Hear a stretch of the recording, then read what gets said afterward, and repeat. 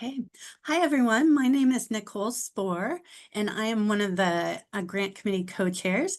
And I am joined today by Megan Bertani Yang, who you can see on the screen, who is also a grant review co-chair. And so today we are holding our second nonprofit informational session.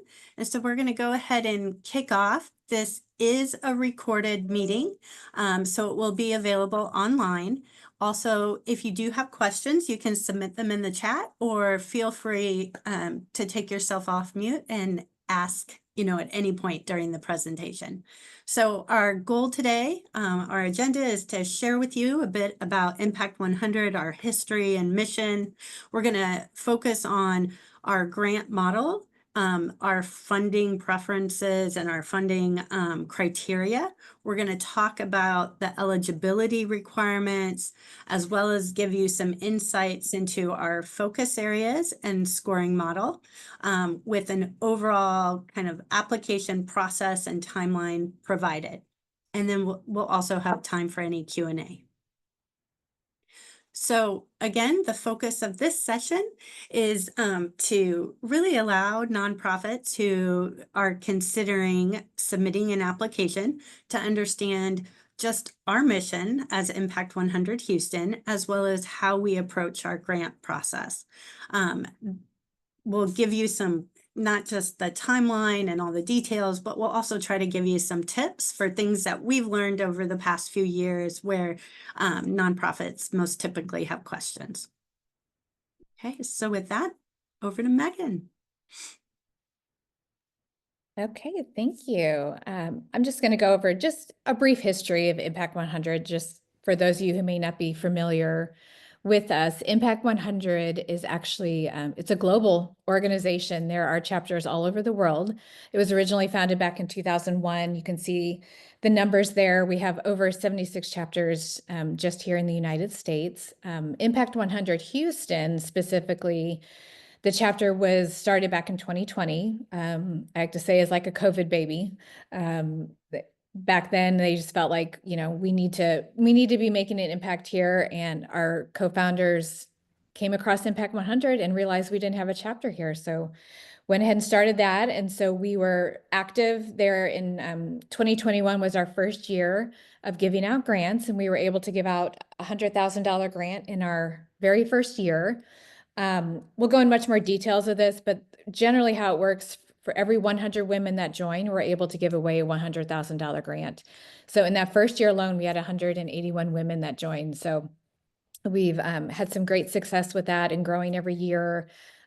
This year is our 5th year in existence, and we will be giving out our $1 millionth dollar. So we are super excited about that and excited that you guys wanted to be a part of that for our big goal this year. And then our eventual goal is we would love to give away a $100,000 grant in every focus area. And we'll go into a little more detail about that as well too, but we do have 5 different focus areas that the grants are submitted under. And so we would love to get at least 500 women so that each focused area would get that $100,000 grant. So, and that's always my little plug for membership. Our membership closes every year on March 1st, so that would be tomorrow. So if any of you are ladies here that are interested in joining, you always have that possibility. Even though you are working on the nonprofit organization side, you're still able to be a member and help us make that impact. So if you're interested in that, tomorrow's our deadline. So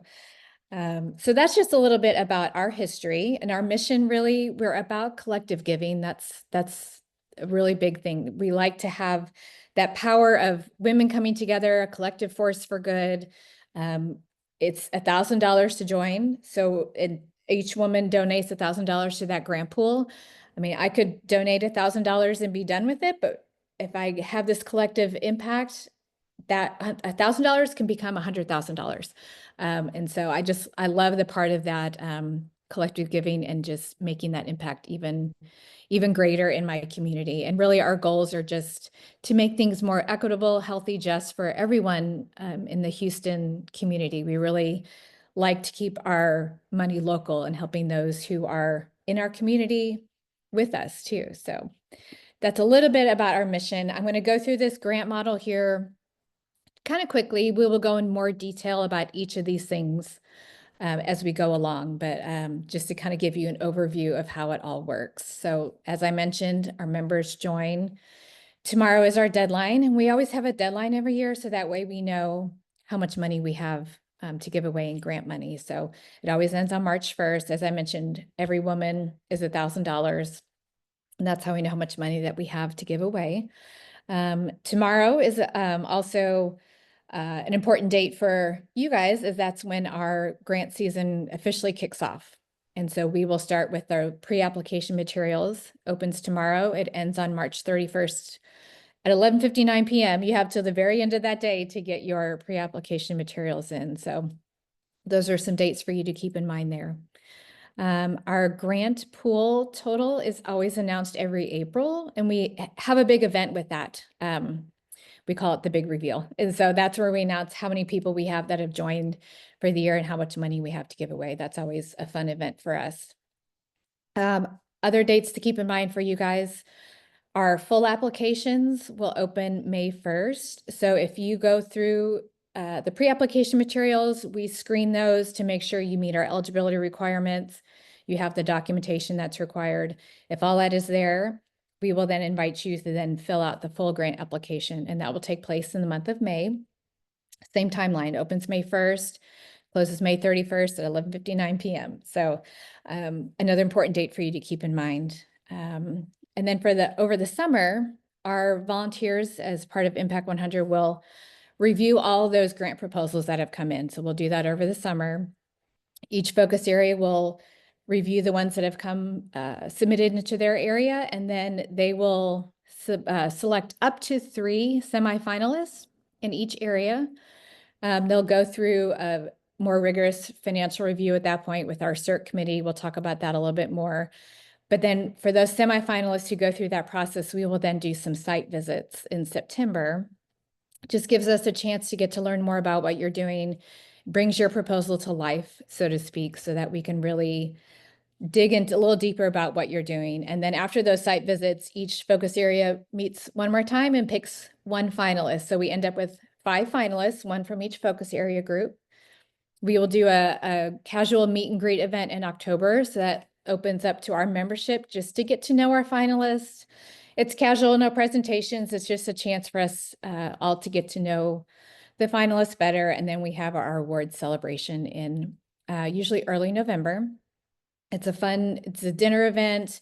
We do have presentations from each of our finalists. We do live voting and present the checks there. It's a super fun event. So that's kind of our whole year-long model in a quick nutshell. So, all right. So a little bit about the type of funding that we provide here at Impact 100. We are really big on trust-based philanthropy, and what we mean by that is we know that you guys are the experts in what you do. We are not those experts. We are not going to come in and say, you need to put the money here, here, here. We trust that you guys know what is working best for your organization.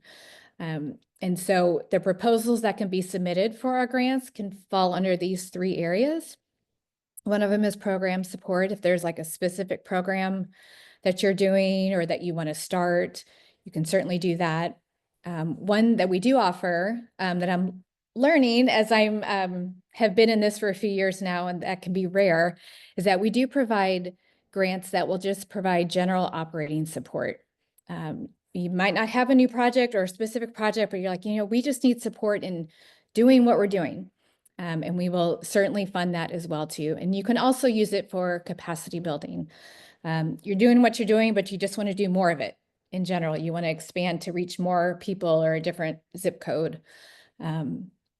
So those are the 3 areas. And when you submit your grant proposal, you will have the option to choose which one you feel like your proposal fits under the best. And so in general, we want your proposals to explain how our grant money, how will it strengthen your organization, your mission, those things that you're doing. What is the reason that this request is being made now? What is the need for it now? And then how will it impact your organization or the people you serve? Like again, we're called Impact 100. We want to know what is the impact of this grant money going to be for you?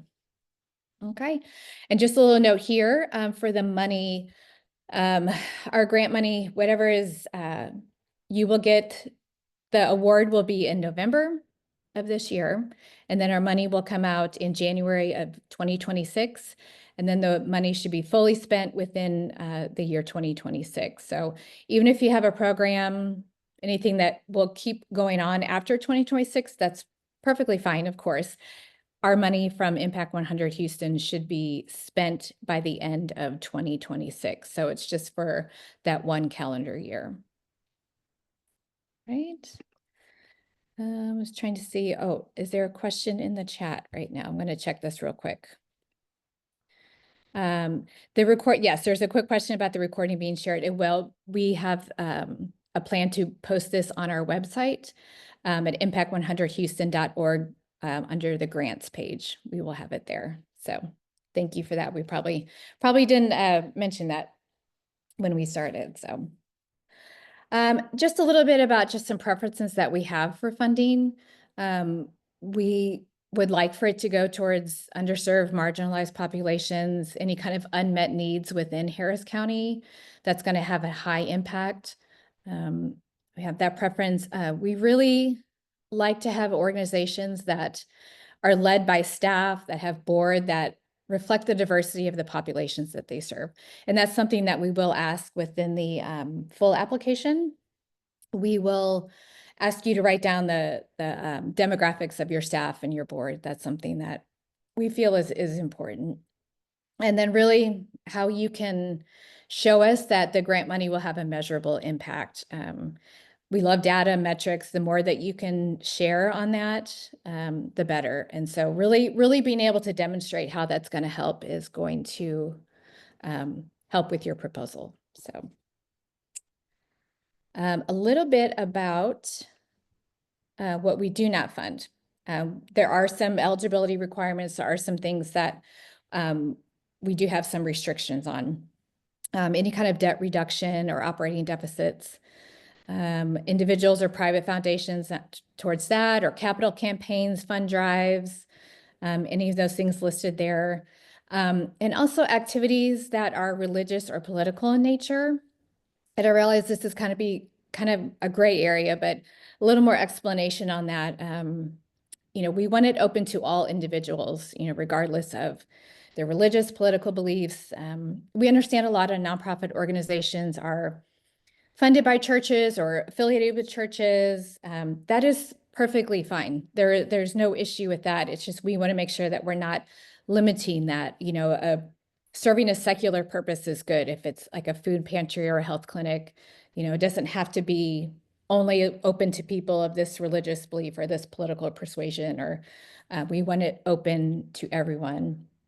And also that there's no requirements for individuals to participate in a religious worship, political activities. For example, if there's like a recovery program, that you don't require your members or your clients to go to a worship service. Maybe you offer it, but it's not a requirement. That's kind of the difference there. So just to give you some clarity on that, because we do have those limitations, and we want to make sure that you're aware of those things before submitting a proposal. Hopefully that clears that up a little bit. So Nicole's going to talk a little bit now about more of our specific eligibility requirements. Great, thanks, Megan. Okay, so the very first part of our application process is to look at our eligibility questionnaire. And what we're focused on here is making sure that the nonprofits who apply meet our basic eligibility requirements. So one, being a tax-exempt organization. We do note that sometimes we might have local affiliates of a national organization, and that's just fine.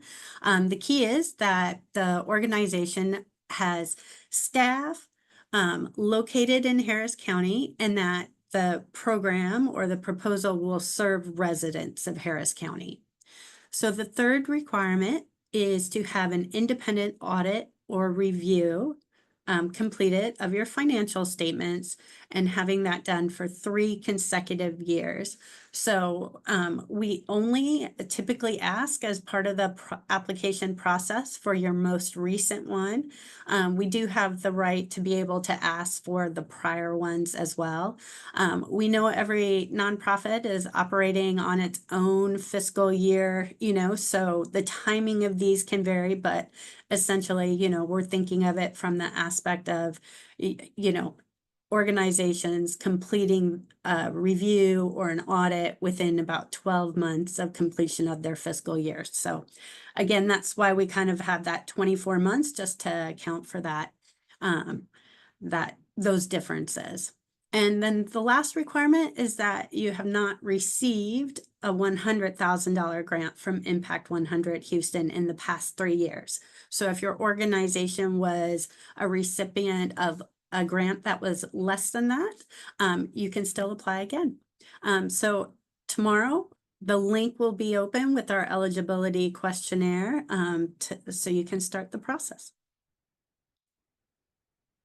Okay, so sometimes we get quite a few questions around what is an independent audit or review. And so from an independent standpoint, what we're really looking for is that, this is an audit or review of the financial statements that is done typically by a certified public accounting firm, and that it's someone who is not involved, or an audit firm that is not involved in your day-to-day, so someone not employed by the organization, not your volunteer, your board treasurer, or your outsourced bookkeeper or finance manager that, are engaged in the day-to-day handling and oversight of your finances. They won't qualify as independent. So it's really someone that your organization has contracted with to perform this particular independent audit or review. Again, whether you have an audit or you have a review can depend on many factors. Some nonprofit organizations are required, whether by regulatory or other legal obligations, to conduct an audit, while smaller organizations, for example, often may only have a need to have a financial review done. So we talked about it a little bit earlier. Most of the time, kind of these will be done within 12 months from the end of your fiscal year. Okay, so we have 5 focus areas. So our focus area for our grants: arts and culture, education, environment, family, and health and wellness. So as part of your application, you'll have the ability to elect which area your grant application falls into. And it's really, it may be based around what your organization does and its mission, or it may be specific to a program. So for example, I might have an organization that is seen as an arts and culture organization, but the funding they are seeking may be specific toward an education program that they provide. It may be education in the arts. So you have flexibility when you're considering which bucket to consider those 5 and select the one that you feel best fits. Okay. So the scoring model.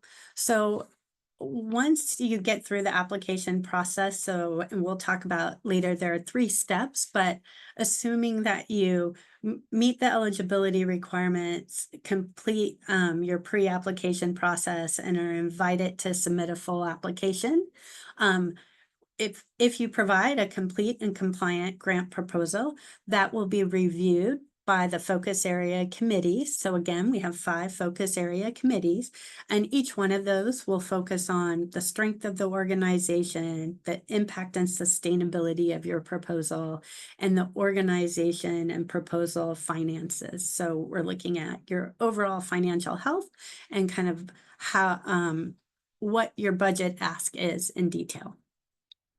So each of the focus area committees will select up to 3 semifinalists. Now, as part of the application process, we provide a budget template that we hope every organization will complete and submit. That will be available to you via a link in the proposal template in Submittable. So all of our application process is done via Submittable. For the operating budget proposals, I think sometimes the budget template has thrown people off a little bit. If, for example, you're asking for funding for your operating budget, it's really in your discretion to show us how those dollars will be used, whether, they are split proportionally across all your revenue and, all your expense buckets, or whether you are going to select to really funnel those dollars into certain ones. So in addition to the budget template and completing it fully, we also have a section called a financial narrative. And we have found sometimes folks choose not to use it. We would encourage you to do so, and for a couple of reasons. One, using the financial narrative is an opportunity to give kind of more of a qualitative insight into your budget proposal. So not just the numbers, but give us some context around it. It's also an opportunity to share with us any context that you may have around your financial statements or your budget versus actual. So, if for example, you've had an operating deficit, or if, for example, there's something that may raise a question, it just gives you that opportunity to share more information that may help explain it, or again, provide that bigger picture. So the Community Investment Review Committee, so we have 5 focus area committees, and once they select each of them up to 3 finalists for a total of up to 15 semifinalists, the process moves to our Community Investment Review Committee. And that committee will spend a few weeks focused on assessing the financial health of the organizations. So they'll look at the proposal budget, they'll look at the operating budget against actuals, the statement of activities, the independent audit or review, the Form 990, the listing of current and previous funding sources. And what they're doing is they're taking a look to do that overall assessment. Do all the numbers hang together? Does it create any red flags that there may be concerns? Just making sure that the organizations that we're providing these high impact grants to just do have sound financial health. So CIRC will then provide their feedback to the focus area committees, who will then use that feedback as they determine appropriate as they move on to the site visits. One call out here is, again, you're going to be asked to give your most recent audit or review, and to confirm that you do have available the 2 prior. Please note though, that like between the time when you first submit that as part of the pre-application process, that if in fact, and it does often happen because we have several months that go by, if you are in the process of having one finalized and it will be finalized by August 1st, we would ask that you go ahead when you have that more recent audit or review complete and submit that to us via submittable. So the timeline. So we've touched on this a little bit, but just to recap, starting tomorrow, we're excited for the eligibility questionnaire and pre-application process to go live. That goes, as Megan says, till 11:59 p.m. on March 31st. We then, in early April, Impact 100 will be able to reveal how many members we have. And as you know, that will drive how many grants, what is our grant pool? So every year we typically have been able to give one or more $100,000 grants, with our ultimate goal being that we hope one day to hit that $500,000 grant pool. So that'll be an exciting time when you guys will hear about where we landed. May 1st to May 31st, the full grant application. So again, if you've made it through the eligibility questionnaire, you've then gone to the pre-application and successfully completed it, you'll be invited to complete a full grant application. the grant review process will take place from June through August, with semifinalists notified in late August. The first couple of weeks of September, we will schedule site visits. We will then have the 5 finalists will be announced at our Meet the Finalist event in early October. And then it'll all culminate with our awards celebration happening in early November, where the finalist presentations will happen and our members will vote. Okay. So back to you, Megan. Thank you. I was trying to unmute myself there.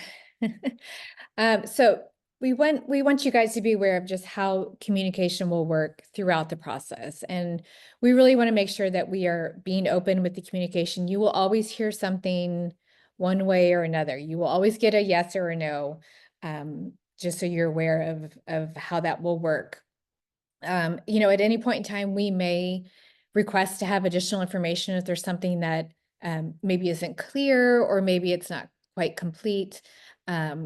To be honest, we will, though, if your applications, anything that you submit, the pre-application, once the deadline has closed, if it is not complete, if there is like entire documents missing or things that are not there, we will have to consider that application as ineligible and not complete. We do get quite a few, and so we will not have the ability to go back to each one and say, oh, you're missing this, you're missing this. So it is important when you are getting ready to submit that you have everything that is in there, because if anything is missing, it will be considered incomplete and ineligible. But we will, excuse me, as I said, we will notify you at each stage of the process. So the way it works, you have the eligibility questionnaire, which again opens up tomorrow. It's a really quick little questionnaire. It's like 5 or 6 questions, and you will click on those things. At any point in that eligibility questionnaire, you do not meet the eligibility requirements, it will notify you right away, and then you will be done. If you meet all the quick eligibility requirements, it will automatically send you to the pre-application form, and then you will be filling things out there. So you will know that right away. The pre-applications again close at the end of March. We will spend the month of April reviewing all those, making sure that yes, you do in fact meet the eligibility requirements. You do in fact have the required documentation. When that happens, we will then let you know, yes, everything looks great. We are inviting you to fill out the full grant application that will take place in the month of May. If we screen those and realize, actually, you know, you are missing this, or this isn't quite our eligibility, we will let you know that as well too. Okay, so you will hear that one way or another. Again, after the full application process closes in May, we will spend the month of June reviewing all those and deciding who will be our up to 15 semifinalists. Again, up to 3 in each focus area group. If you are not moving forward to the semifinalist stage, we will let you know that. Of course, if you are going to be one of the semifinalists, we will let you know that we will then start the process of setting up a site visit. And again, after the site visit stage of our semifinalists, if you are not chosen as one of our 5 finalists, we will let you know that. But then obviously, if you are a finalist, you will know that, and you will be invited to the Meet the Finalists event in October and the award ceremony in November. So we are very mindful of being open about the communication throughout the process. You're always welcome to send us an email. We will give you our email address here in a little while. It is grants@impact100houston.org. You're welcome to ask us questions along the way too. So, and just another note here, any non-finalists that meet the eligibility requirements, if you've gone through all of that, and yes, you had everything, but you just weren't quite chosen to be a finalist, you're still welcome to apply the next year as well too. So just a little note here to call out, as I mentioned, we do get a fairly high volume of applications, and we are a completely volunteer run organization. And so we just don't have the ability to give specific feedback on your specific grant proposal. As Nicole and I mentioned, we are the grant review co-chair, so we're overseeing the entire process. So we are not involved in each of the focus area groups. So they will score and review, but then they also have discussions in their meetings and talking about the proposals and organizations. And so we are not privy to all those discussions that they've had. And so we really aren't able to give you specific feedback anyway. So we can obviously let yes, you didn't have this eligibility requirement or you didn't have this document, but as far as like specific feedback on your proposal, we're just not able to do that. So. And talking about communication, and Nicole had mentioned before, we do use the Submittable platform. Many of you may be familiar with that. So that's the third-party system we use for our grant applications and for our scoring and reviewing. If you have questions, again, as I mentioned, if you have questions just about our specific application process, you are welcome to email Nicole and I at that address. If you have like actual specific questions with Submittable, like if it's a platform issue or you're having like a technology glitch, you will need to contact Submittable for that. We have that there, obviously, with when you're in Submittable, there is like a contact or support in there as well too. So we cannot actually help with any technical issues with Submittable, but that is something to keep in mind. One note with Submittable, with communication, we've had this issue in the past. When we communicate with you through Submittable, that communication will go to whatever email address is associated with your Submittable account. So whoever is submitting the application, submitting the proposal, whatever email address they put in for there to log in or to access that they use for communication, that's who the communication will go to. So in the past, we've had like an executive director contact. I haven't heard anything, but turns out it was, the grant writer, whoever is doing that is using their email address. So the communication's going to that person. Or some people use like a personal email address to do it, and then they're communicating from their work email, and they're like, I haven't gotten anything. But I'm like, well, I think we show them whichever email address, and it's their personal email address. So just keep in mind whatever email address you're using with your Submittable account, that is where all the communication will go to. In case you're wondering, like, I haven't heard anything, keep in mind as to where your what email address is associated with your account. That will help. Okay, a quick kind of recap, a little bit more information about just the application steps. We've mentioned this many times. Step one is that eligibility questionnaire. Quick check will send you straight to the application form if you do meet all the requirements. There, we just want a little more information about the mission and vision of your organization and just a brief description of your proposal. And as I mentioned, we will screen all those in April. Everything looks great. We will then invite you to step 3, which is in the month of May, for the full grant application. And that's where we really want more of like the details of your organization, your proposal. How would you use $100,000 grant? We're going to ask a little more, like I had talked about the information about your board demographics and staff, like all of that stuff will be in there. And we're going to go a little more detail about what we ask of there. But those in general, when we talk about our 3 steps, the first 2 steps are kind of together in March, and then step 3 will be in May. All right. So a little bit about the documents that we require for the pre-application here in March. We will ask for your IRS letter of determination that you are a 501c3 organization. And then, as Nicole has mentioned already, we will ask for that independent audit or review financial statement. We will ask for your most recent one in the pre-application, but we do require 3 consecutive years. So there is the possibility that we will ask you to submit the 2 previous years as well. But for the pre-application, you will submit the most recent one that you have. And then I guess, as Nicole has mentioned, if you have a newer one, let's say the pre-application's in March, you have one that's completed by the time you do the full application in May, then please then submit the newest one you have at that point as well too. And then again, if you end up being a semifinalist by August, September, if you actually have one by that point, then we always just want to have the most recent one for your organization. And we realize, since this process spans a few months, that you may be submitting different ones throughout the process. So that's kind of what we're looking for in the pre-application. And then the full application in May, these are also the things that we're going to be asking for. The proposal budget, that template that Nicole went over a little while ago, we would like you to please use that. That should be linked in the full grant application in Submittable. If for some reason, like we had a technical glitch last year with the link not working, we will then email it out. And again, the email will go to whatever whatever email address is associated with your submittable, we will send it there. But we really do want you to use the proposal budget that we provide. It makes it much easier for us to compare organizations when you have your proposal laid out in the same template. That will just serve your interests the best to use that template that we provide. We also want other financial information that you see there: your operating budgets, statement activities, financial positions, your 990 form. We also like to have a listing of your current and previous year's funding sources. And then the board and staff information that I mentioned before, just the demographics, the makeup. The staff information is really key staff members, and then as well as if you have like a specific program, like key staff that are going to be involved in that particular program as well too.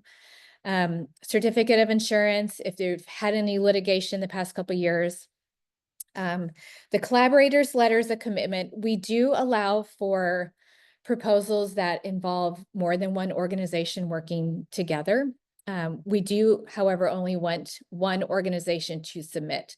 So if you have two organizations working together on a specific project, one of those organizations will need to submit the proposal, but we do want the other organization to submit their letter of commitment saying, yes, we are a part of this. This is what we're going to be doing.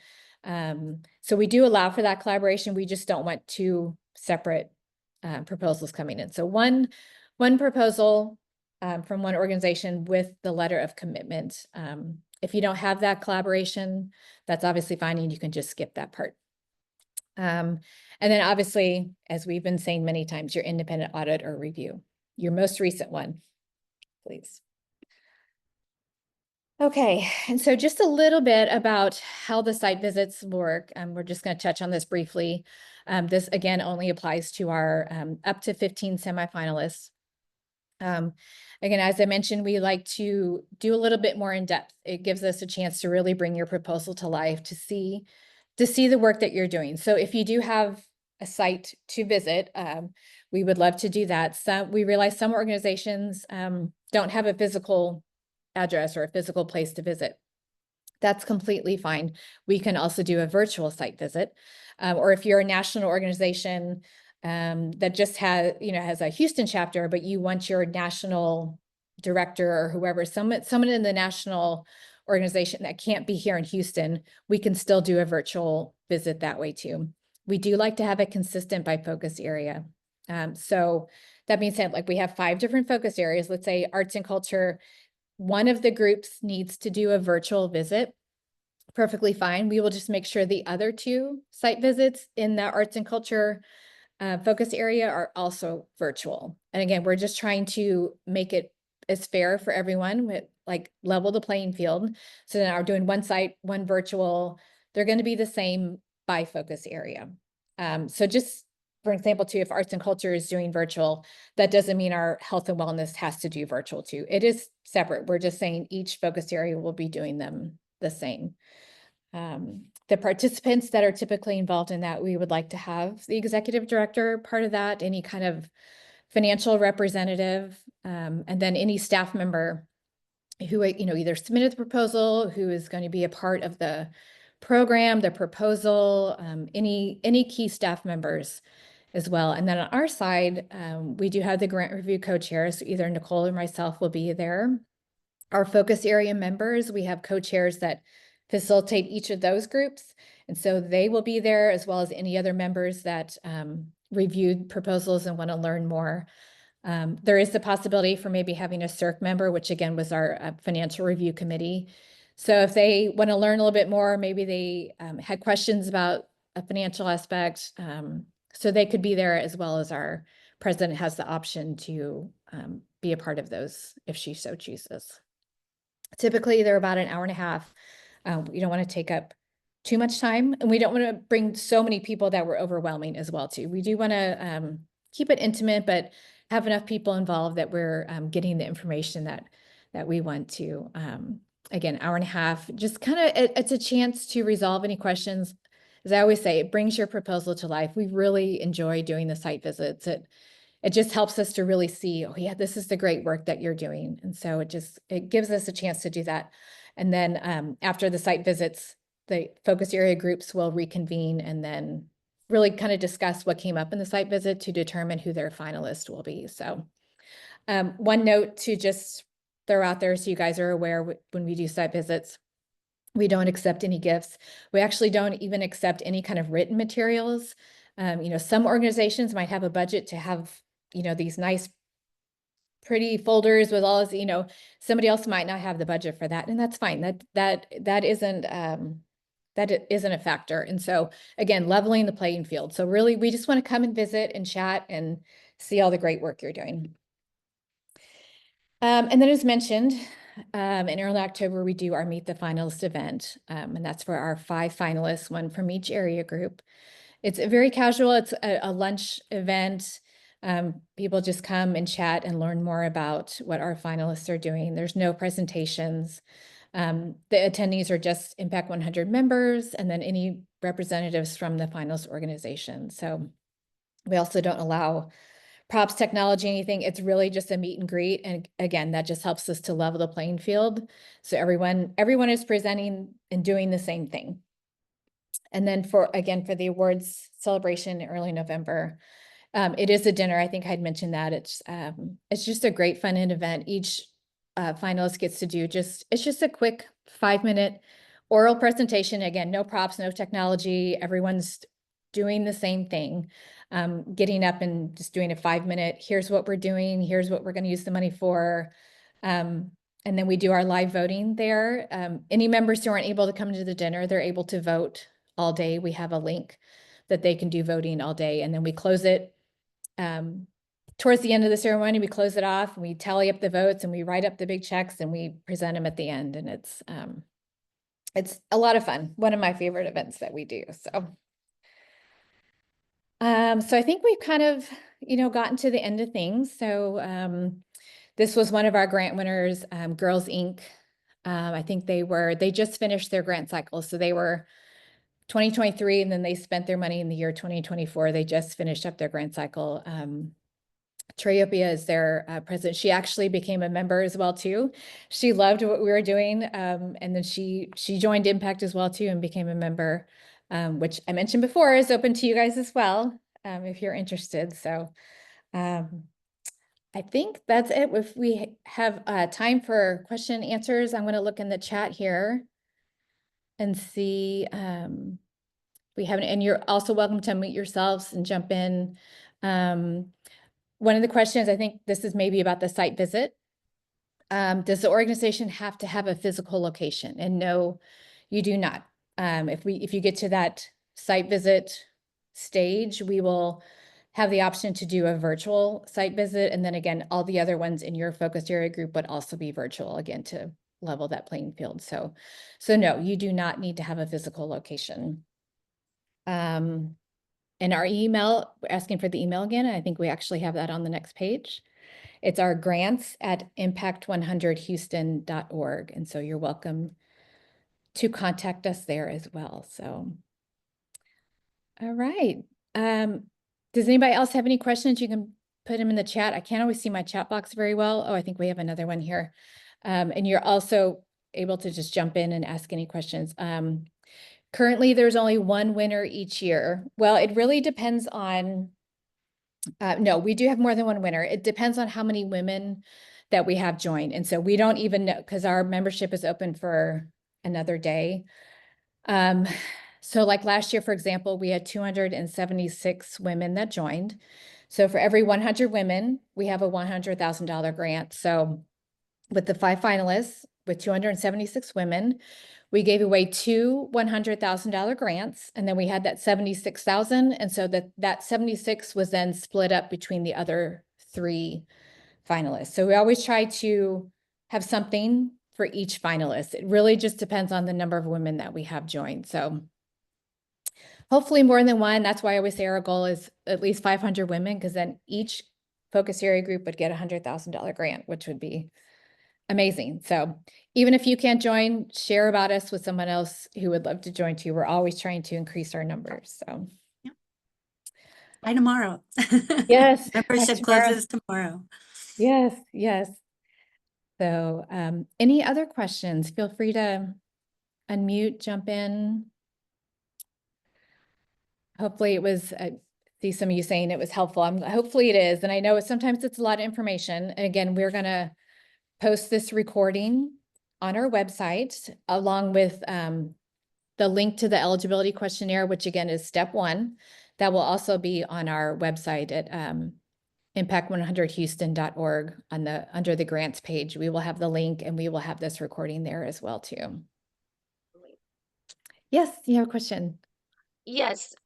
So the nonprofit has to be serving solely residents of Harris County, or is that the geographical focus, or can it go outside of the county, like surrounding counties? Yeah, I mean, it is tricky. We do want the monies to be spent in Harris County. We do realize that we've had many organizations apply that serve not just Harris County, they will serve surrounding counties. What we do in that, we just ask that you can show us how you can designate that our funds would go just for Harris County residents, however that works for your organization. So it's Right. fine if you expand outside of it. We just want you to be able to show us like Impact 100 grant money will go for residents just in Harris County, hopefully that makes sense. Yes, and so if the organization itself, because I saw that someone asked in the chat about having a physical location, so if the organization itself is not located in Harris County, but is serving Harris County, is that also considered? Like if their location is in, Brazoria County, I'm just throwing that out there. But I think your previous answer might answer this question, but they serve Harris County. Could that organization apply designating the funds to go specifically towards their Harris County projects? Yes. Okay. Another stipulation with that is that so if you're not actually physically located in Harris County, we do want to have staff that is located in Harris County Okay. and I realize, there's kind of this invisible line, like, oh, where our office is, right? It really kind of depends on the specific proposal. And that's something that sometimes we have to address individually, but we do want to have staff in Harris County and we want our grant money to go towards benefiting residents of Harris County. So however you can designate that and show that that's where the money is specifically going to go. And I realize that could be hard for some organizations, but we just really, as part of Impact 100 Houston, we wanted to say in Houston specifically. Okay. So is that part of that pre-eligibility questionnaire? If is there leeway in that pre-eligibility questionnaire if you're, saying, well, our offices aren't actually physically located in Harris County, but we serve Harris County? So in the eligibility questionnaire, I think I'm trying to remember how we exactly have the wording. Nicole, do you remember? I think it's we have that staff located and Mhm. residents served in Harris County, but we Mhm. can Okay. double check. Happy, if you want to connect with us via email and we're always happy to work through any eligibility questions folks have. We try to keep it as clear as we can, but we know there can be gray lines. So happy to just walk through it and, answer any questions before you go through that process. Right. I'm actually not applying, and I'm a new member of Impact 100, but I have several nonprofit friends, and some of my questions when I'm thinking to reach out to different Yeah.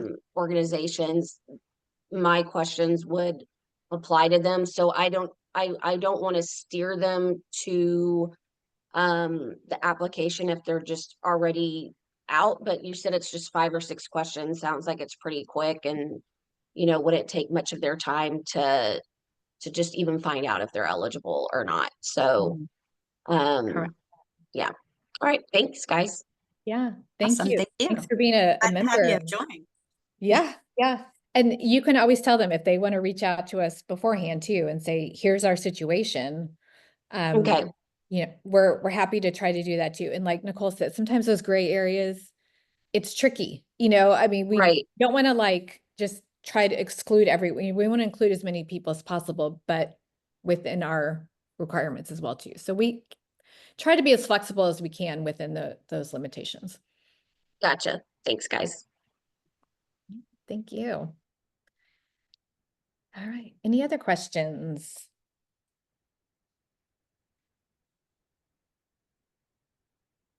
Okay. Well, I think we will bring it to a close then today, but thank you so much for taking time on your Friday to join us and learn more about Impact 100. If you do have questions, as Megan said, feel free to reach out. We're happy to connect and walk through any of those questions. So hope everyone has a great weekend. Yes. Thank you.